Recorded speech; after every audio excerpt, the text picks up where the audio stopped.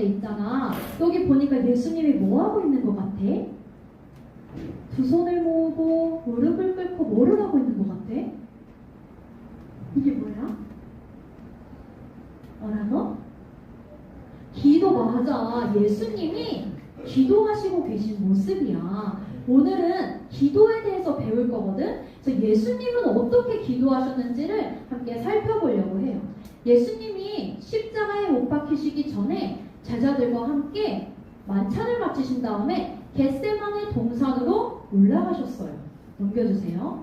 네, 그리고는 내가 저기 가서 기도하는 동안 너희는 여기 앉아있어라 라고 말씀하셨어요.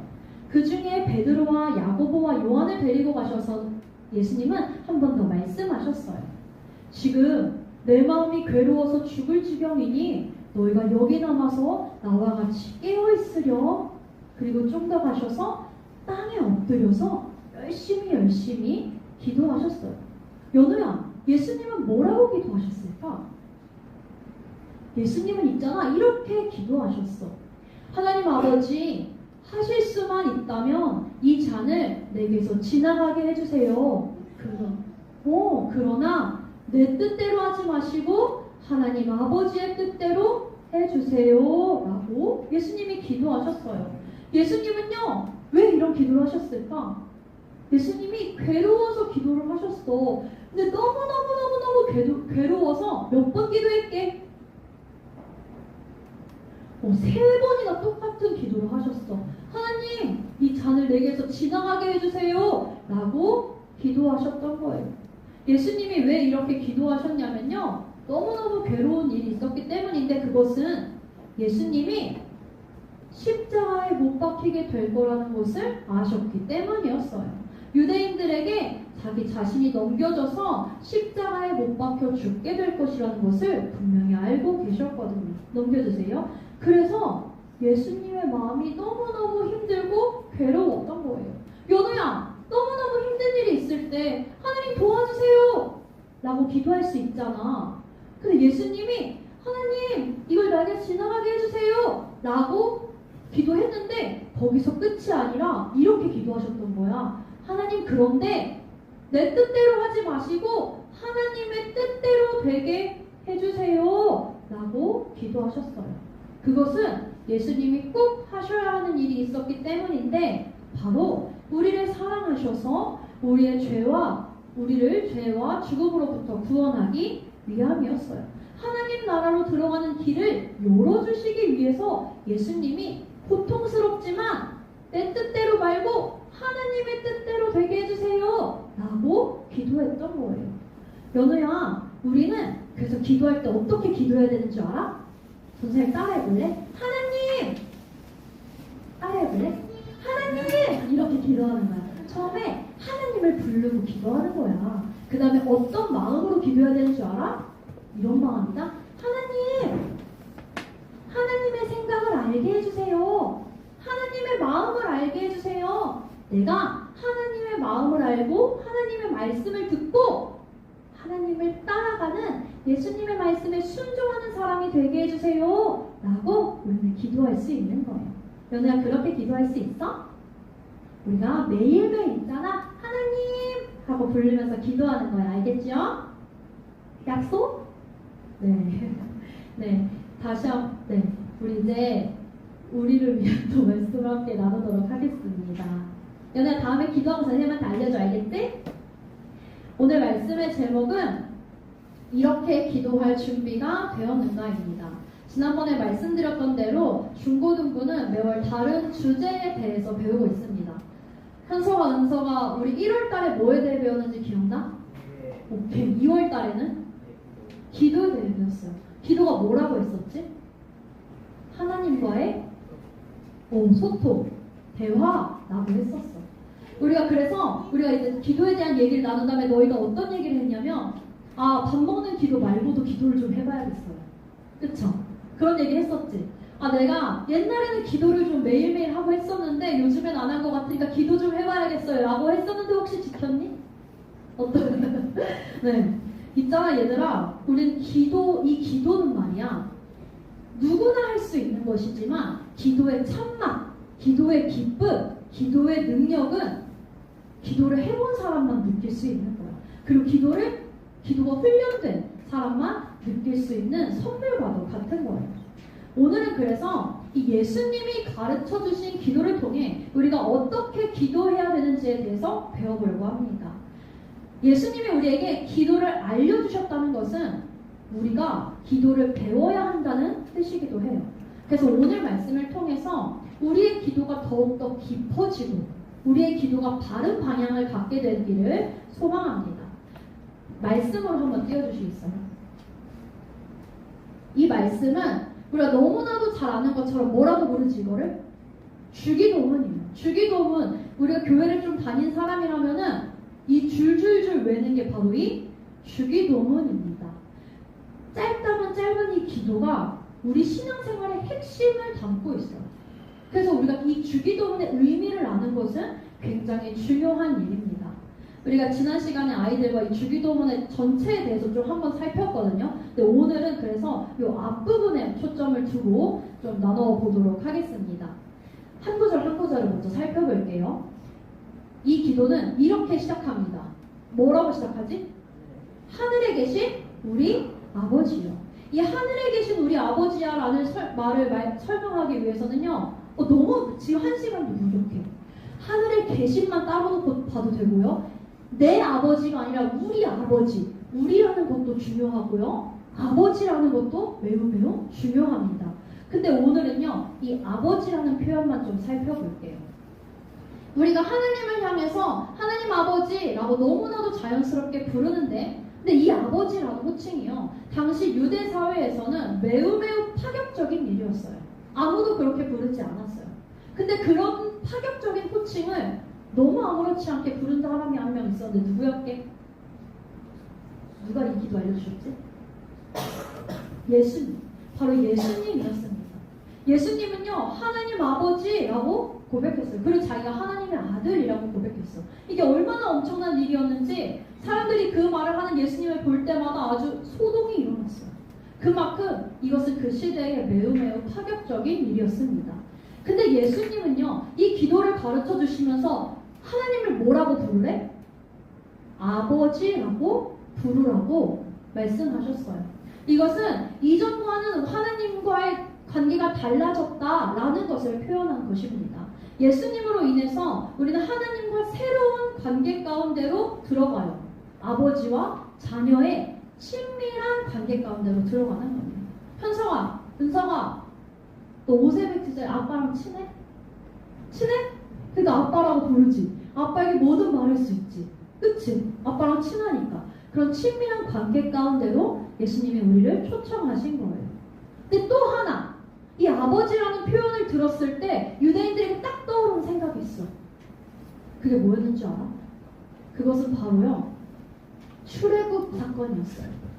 이 표현이 구약 성경에도 이전에도 하나님이 구약 성경에서 이스라엘을 보고 나의 자녀, 나의 아들이라는 표현을 쓰신 적이 있는데, 그게 언제냐면은 출애굽을 할 때 모세를 불렀잖아. 근데 모세에게 딱 이렇게 말씀하셨거든. 나의 자녀, 이스라엘은 나의 아들이다 라고 표현하셨어. 그리고는 모세에게 뭐라고 말씀한 줄 알아? 바로에게 가서 내가 너의 아버지임을 말해. 너희가 나의 자녀라는 것을 바로에게 가서 말하려? 이라고 했단 말이에요. 그러니까 하나님을 아버지로 부른다는 것은 하나님의 구원을 생각나게 하는 거였어요. 하나님의 구원받은 백성만이 표현할 수 있는 게 무슨 표현이라고? 하나님 아버지. 그래서 우리가요, 이 기도를 할 때는요, 이걸 기억하면서 기도해야 됩니다. 내가 하나님의 자녀가 되는 은혜를 얻었구나. 우리가 주님의 구원을 받은 백성으로서 기도하는 거구나 라는 것을 기억해야 합니다. 자, 그 다음에는 뭐가 나오지? 아버지여 다음에 뭐 어떻게 기도하래?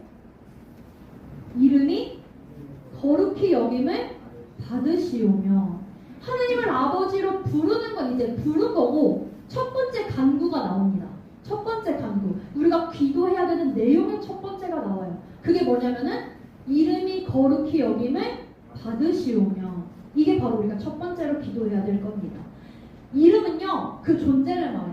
은석아, 은석이는 은석이지. 좀 이상한 말, 은석이는 은석이란 말이야. 현석이는 현석이야. 하나님의 이름은 하나님 그분을 말해요. 그분 그 자체를 의미해. 그러니까 이걸 그렇게 해서 다시 풀어보면은 하나님이 거룩히 여김을 받으시오며 하나님이 거룩해지기를 원합니다 라는 거예요. 거룩하다는 게 뭘까? 거룩하다는 거는 구별된다는 걸 말하거든. 그래서 하나님이 거룩하시다는 것은 이 세상에서 하나님 말고 하나님 같은 분 없어요. 하나님처럼 완전하게 깨끗하고 완전하게 능력있고 사랑과 공의가 충만하신 분은 없습니다 라고 하는 거예요. 그러니까 이 하나님의 이름이 거룩히 여김을 받는다, 이 기도는 받으시오며, 이 기도는요 하나님의 명예를 위한 기도인 거예요. 하나님이 세상에서 가장 높임 받으시기를 원합니다 라고 기도하는 거예요. 근데 여기서 질문, 하나님은 거룩하신 분이냐 아니에요?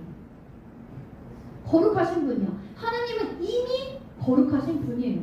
근데 우리가 하나님이 거룩해지기를 원합니다 라고 한다고 해서 하나님이 거룩해지는 걸까?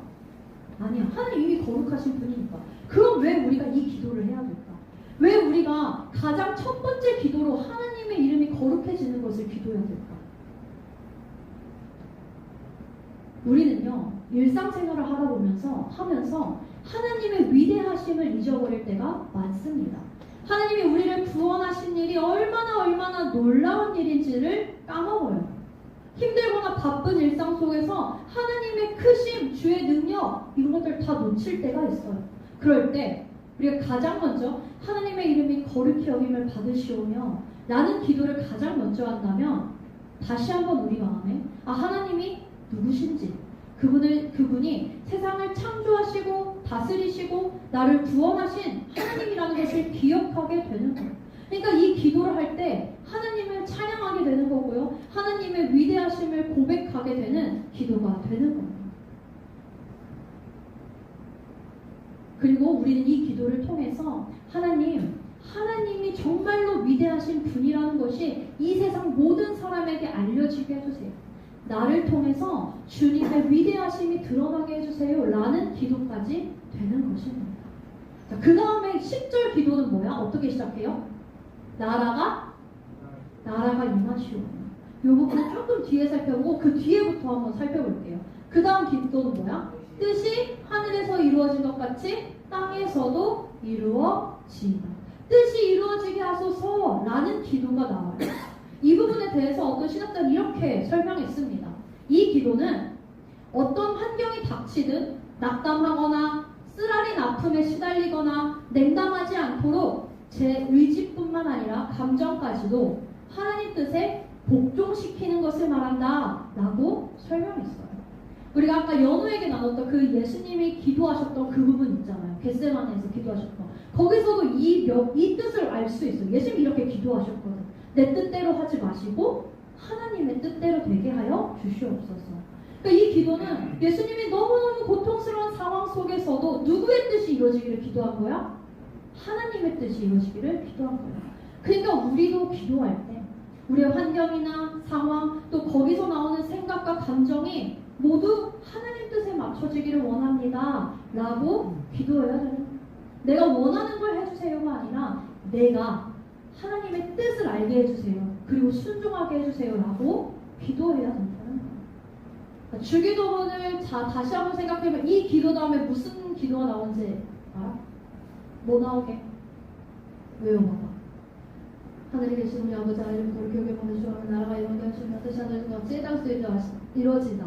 오늘 우리에게 일용할 양식을 주시고 그 다음부터 나오는 기도가 이거예요. 우리에게 일용할 양식을 주시고 시험에 들지 말게 하시고 악에서 구하소서.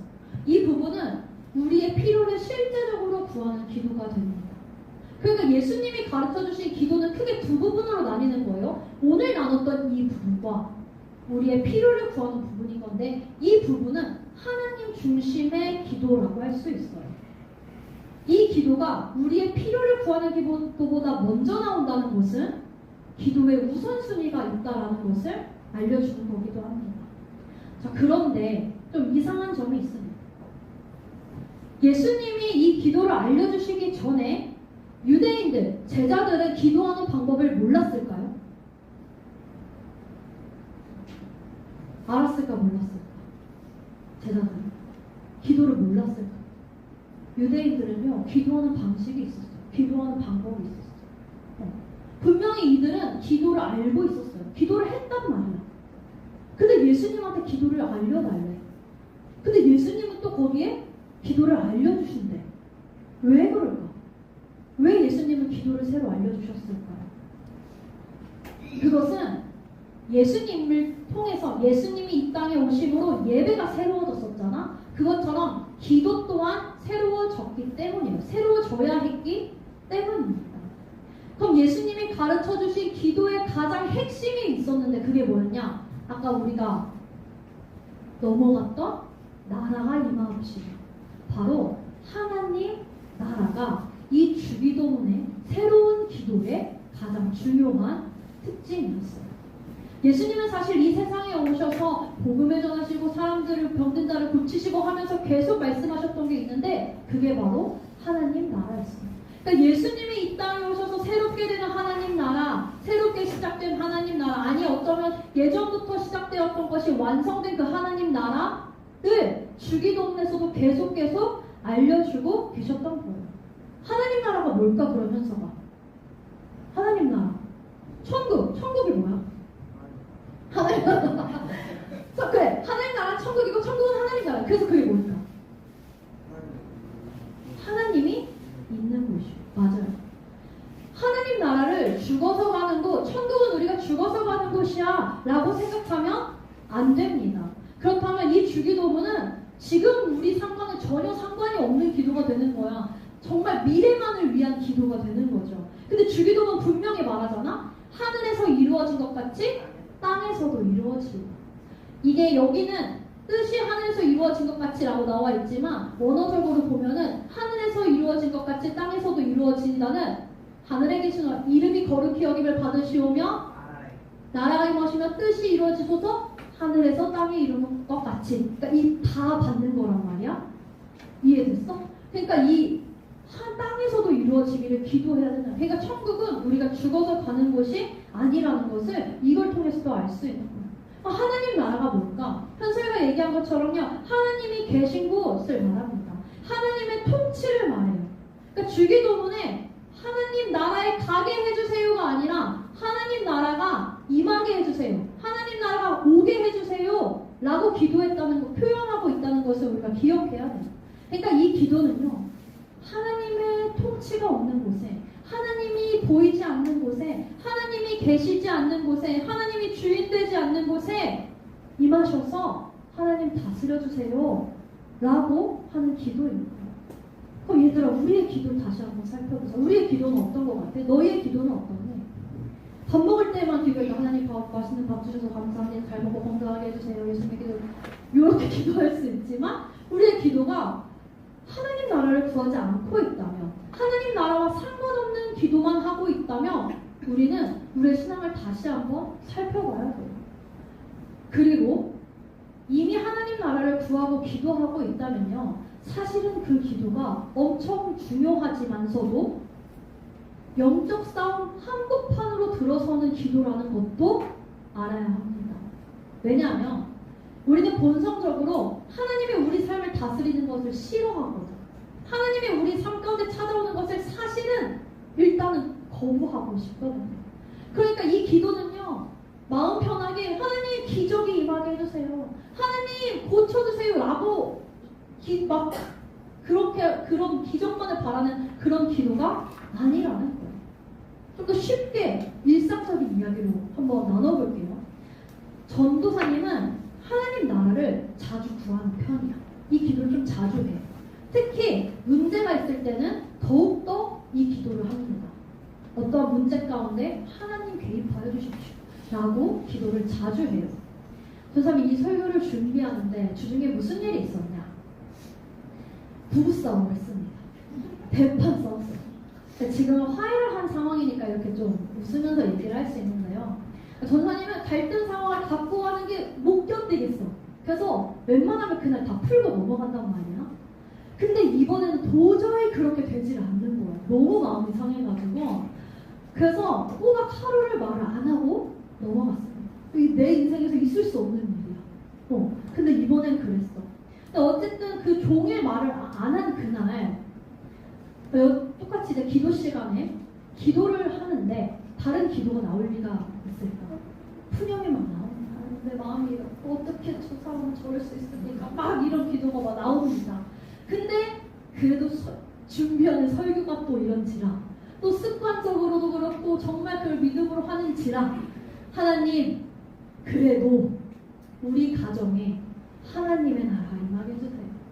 하나님 그래도 우리 가정에 하나님의 통치가 있게 해주세요 라고 기도하는데, 하나님 갑자기 저의 부끄러운 모습, 제 잘못들, 제가 얼마나 이기적이었던 점이 있었는지, 제 실수가 뭐였는지가 다 생각나게 하시는 거예요.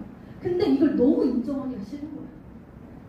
처음엔요 핑계를 하면서, 아니 근데 이건 이랬고 그건 그래도 그랬었던 거고 어쩔 수 없던 건데, 약간 이렇게 했는데 하느님 앞에서 이게 가당키나 하냐고. 더 싫었던 거는 남편에게 가서 이걸 말하려니 더 싫은 거야. 오빠 내가 이런 잘못을 했던 것 같아. 근데 오빠도 잘못했지만 나도 이런 부분 잘못했던 것 같아. 요 말을 하기가, 인정하기가 너무너무너무 싫은 거야. 그러니까 하나님께 하나님 우리 가정에 주님의 통치가 있게 해주세요 라고 기도를 해놓고서 막상 하나님이 방법을 알려주시고 뭐 상황을 바로 보게 해주시니까 인정하기가 싫었던 거예요. 지지난주에 그 김성희 교수님이 오셔가지고 말씀해 주셨던 내용에도 이런 부분이 나옵니다. 이스라엘이 원했던 메시아는요 정치적 메시아였는데 예수님은 그러지 않으셨어요. 그러니까 예수님을 환영할 때는 언제고, 마음이 돌아서서 십자가에 못 박아라, 십자가에 못 박아라 하고 소리를 쳤습니다. 그뿐일까요? 오병이어 사건, 그 기적적인 사건 이후에 사람들은요 예수님과 함께 있으면 내 배고픔이 해결될 것 같아 하고 예수님께 막 달려들었어요. 근데 예수님이 그때 이렇게 말씀하세요. 내가 살아있는 빵이다. 내 살과 피를 먹고 그런 사람은 영원히 살 거야 라고 말하니까 무슨 소리 하는 거야 하고서요 많은 사람들이 떠나갑니다. 복음은 어떨까요? 이 복음은요 누군가에게 매우 불편한 이야기입니다. 왜냐하면 이 복음은 당신은 죄인입니다 라고 사형 선고가 떨어지지 않으면, 그걸 먼저 내리지 않으면은 불가능한 것이기 때문입니다. 근데 이 하나님 나라는요 나의 죄, 나의 약함, 나의 부족한 모습들, 이 모든 것들을 인정하고 나를 부인해야만 볼 수 있는 것이기 때문에요 막상 하나님 나라가 임하게 하소서, 하나님 우리를 다스려 주시옵소서 라고 내 삶의 통치자로 모시는 일은요 꽤나 불편한 이야기가 된다라는 거예요. 그러니까 주기도문의 이 앞부분 이 세 가지 기도는 하나님의 위대하신 계획, 예수 그리스도의 복음을 이해하지 못하고서는 할 수 없는 기도가 바로 이 세 가지 기도라는 것입니다. 그런데 반대로 우리가 하나님을 인정하고 예수 그리스도의 부활을 통해서 죽음과 악과 모든 것에서 이기셨구나, 우리가 그런 승리를 얻은 자들이구나 라는 것을 믿는다면 이 하나님 나라를 구하는 기도는 하나님의 자녀인 우리에게 주어진 놀라운 특권이 되는 기도라는 것입니다.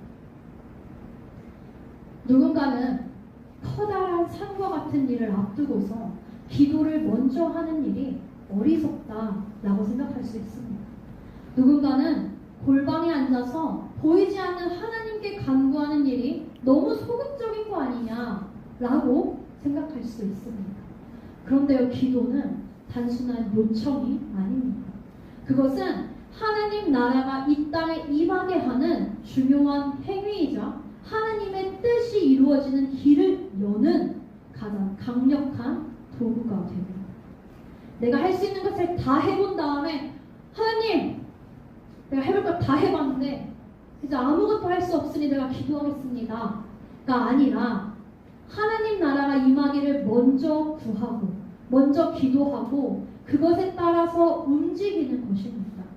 이것이 주기도문에서 하나님 나라를 구하는 이 기도가 우리의 필요를 구하는 일보다 먼저 앞서는 이유입니다. 사랑하는 여러분, 하나님 나라가 임하소서라는 이 기도는요, 단순한 말이 아니라는 것을 기억하시기 바랍니다. 그것은 우리의 삶 속에서 하나님이 주인 되시고 그분의 뜻이 이루어지기를 원한다는 결단입니다. 그래서 하나님 나라가 임하소서라는 이 기도는 다양한 세상의 소리 가운데에서 하나님의 말씀을 듣겠다는 결단이 되는 겁니다. 내가 중요하다고 생각했던 가치들을 포기하겠다는 결단이 됩니다. 내가 용납할 수 없는 누군가를 이 판단했던 잣대들을 멈춰보겠다는 뜻입니다. 또 내가 할 수 있다고 착각했던 교만을 버리고 내가 한없이 약하다는 것을 인정하는 기도입니다. 이러한 기도는 내 필요를 구하는 일보다 항상 앞서야 합니다. 우리의 기도가 언제나 이 방향성을 띠고 있어야 합니다. 이것을 믿고 우리가 예수님이 가르쳐 주신 기도를 할 때 하나님이 우리 삶에 개입하시고 그분의 뜻을 이루어 가심을 보게 될 것입니다. 이 기도의 기쁨과 기도의 능력과 기도의 깊이가 매일의 여러분의 삶 가운데서 경험되어지기를 주님의 이름으로 축복합니다.